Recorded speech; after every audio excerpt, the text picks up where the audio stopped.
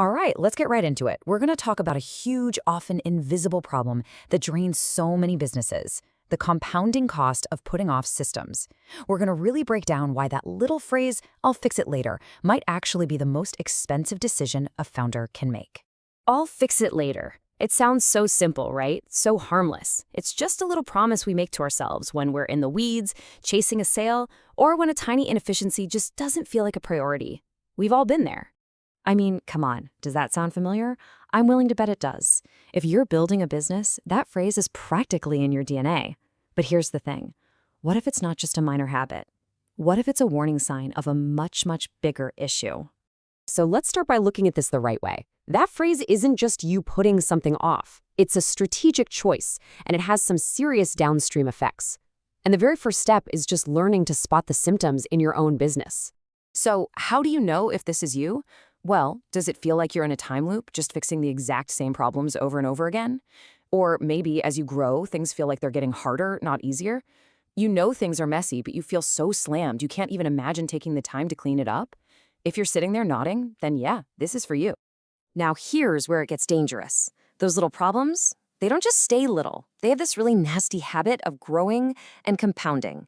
And what starts as a tiny annoyance can, and often does, snowball into a full-blown crisis.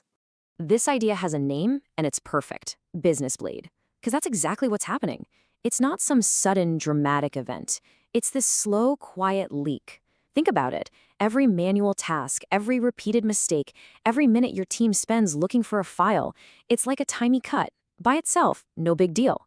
But all those cuts together, they cause your business to slowly bleed out its most important resources: cash, time, and morale.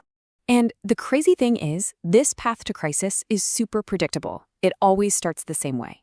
Step 1, there's a single manual task. It feels totally fine, easy to handle today. But then, as you grow, that task doesn't just happen once, it happens 10 times, then 100 times.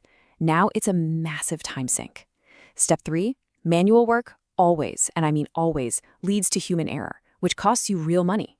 And before you know it, that little thing you were going to fix later is now a giant bottleneck that's choking your entire operation. So all this stuff builds up and leads us to the hidden price tag. Because the cost of running a business on duct tape and memory, it's not just about the time you waste. It has a real, tangible dollar cost that hits your bottom line and kills your ability to scale. You know, when you really boil it down, you've got a choice between two paths for your business. There's the reacting late path.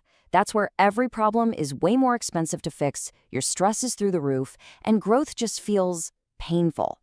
Or you can choose the designing early path. Here, problems are small, cheap, and easy to deal with. You, the founder, are actually free to do strategic work, and growth feels smooth. The difference is night and day. And if there's one thing to remember, it's this: the longer you wait, the messier the problem gets. And the more painful in time, in money, in stress, the fix is going to be. It gets exponentially harder. So what's the fix? What do you do about this? Well, the answer isn't to just work harder. It's about a complete shift in your strategy. A shift from being reactive to being proactive. This is it. This is the whole game.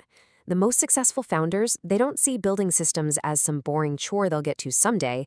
They see it as the most important strategic work they can do. They design the machine that runs the business so they don't have to be trapped inside it, turning the crank themselves. And that leads us to this really powerful, simple idea.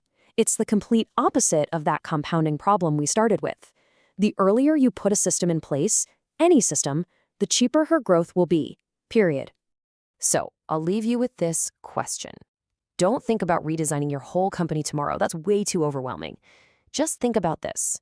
What is the one small, clunky, messy part of your business that you keep telling yourself you'll fix later? Maybe that's the perfect place to start.